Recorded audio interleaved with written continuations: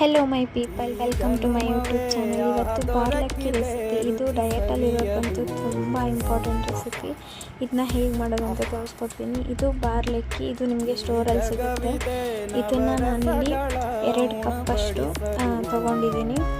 ಈ ಥರ ನೀವು ಅಳತೆ ಮಾಡಿಬಿಟ್ಟು ಒಂದು ಸಣ್ಣ ಲೋಟದಲ್ಲಿ 2 ಕಪ್ ತೊಗೊಂಡ್ರೆ ಸಾಕು. ಈ 2 ಕಪ್ಪನ್ನು ನೀವು ಚೆನ್ನಾಗಿ ಒಂದ್ಸಲ ತೊಳ್ಕೊಂಡು ಬಂದಾದಮೇಲೆ ನೀವು ಸ್ವಲ್ಪ ಇದಕ್ಕೆ ನೀರು ಜಾಸ್ತಿನೇ ಹಾಕ್ಕೊಳ್ಳಿ. ನಾನಿಲ್ಲಿ 2 ಕಪ್ಪಿಗೆ ನಾನು ಸ್ವಲ್ಪ ಜಾಸ್ತಿನೇ ನೀರು ಹಾಕ್ಕೊಂಡಿದ್ದೀನಿ.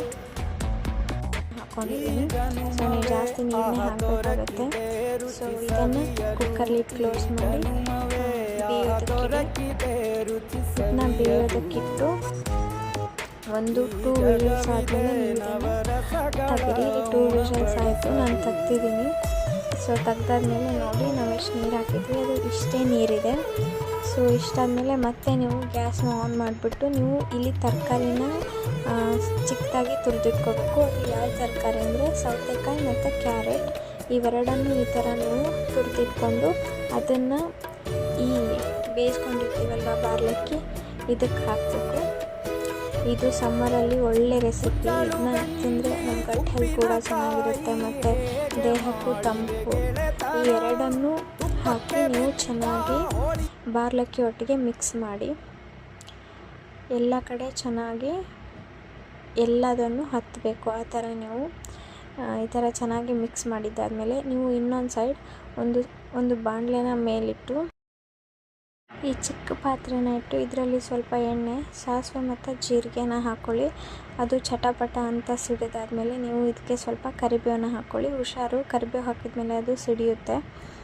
ಸೊ ಕರಿಬೇವನ್ನ ಹಾಕ್ಕೊಂಡಾದ್ಮೇಲೆ ನೀವು ಬೆಳ್ಳುಳ್ಳಿನ ಹಾಕ್ಕೊಳ್ಳಿ.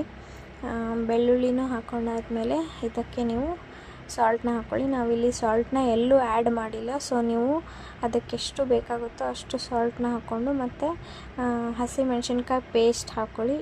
ಪೇಸ್ಟ್ ಇಲ್ಲ ಅಂತ ಹೇಳಿದರೆ ಹಸಿಮೆಣ್ಸಿನ್ಕಾಯಿನೇ ಸಣ್ಣದಾಗಿ ಹೆಚ್ಕೊಂಡು ಹಾಕಿ ಅದನ್ನ ಸ್ವಲ್ಪ ಹೊತ್ತು ಚೆನ್ನಾಗಿ ಎಣ್ಣೆಯಲ್ಲಿ ಫ್ರೈ ಮಾಡಿ ನೀವು ಇದನ್ನು ಸ್ವಲ್ಪ ಹೊತ್ತು ಆರೋದಕ್ಕಿಡಿ. ಈ ಥರ ನೀವು ಕಂಪ್ಲೀಟಾಗಿ ಸ್ವಲ್ಪ ಹೊತ್ತು ಇದನ್ನ ಫ್ರೈ ಮಾಡಿ. ಇವಾಗ ಇದು ಆಯಿತು, ಇದನ್ನು ನಾನು ಸೈಡಲ್ಲಿ ಎತ್ತಿಟ್ಕೊಂಡೆ. ನೆಕ್ಸ್ಟು ಈ ಕಡೆ ನಾವು ಕುಕ್ಕರಲ್ಲಿ ಏನು ತರಕಾರಿನ ಹಾಕಿ ಈ ಥರ ಬೇಯಿಸೋಕ್ಕಿಟ್ಟಿದ್ವಲ್ವ, ಇದು ಇವಾಗ ಬೆಂದಿದೆ. ನೆಕ್ಸ್ಟ್ ನಾವಿಲ್ಲಿ ಒಗ್ಗರಣೆಗೆ ಮಾಡ್ಕೊಂಡಿದ್ವಲ್ವ, ಅದನ್ನು ಇದಕ್ಕೆ ಹಾಕಿ ಈ ಒಗ್ಗರಣೆ ಎಲ್ಲದಕ್ಕೂ ಕೋಟ್ ಆಗೋ ಥರ ನೀವು ಇದನ್ನು ಇನ್ನೊಂದು ಸಲ ಚೆನ್ನಾಗಿ ಮಿಕ್ಸ್ ಮಾಡಿದರೆ ನಿಮ್ಮದು ಬಾರ್ಲಕ್ಕಿ ರೈಸ್ ರೆಡಿ. ನಿಜವಾಗ್ಲೂ ಸಮ್ಮರಲ್ಲಿ ಮಾಡ್ಕೊಂಡು ತಿಂದರೆ ತುಂಬ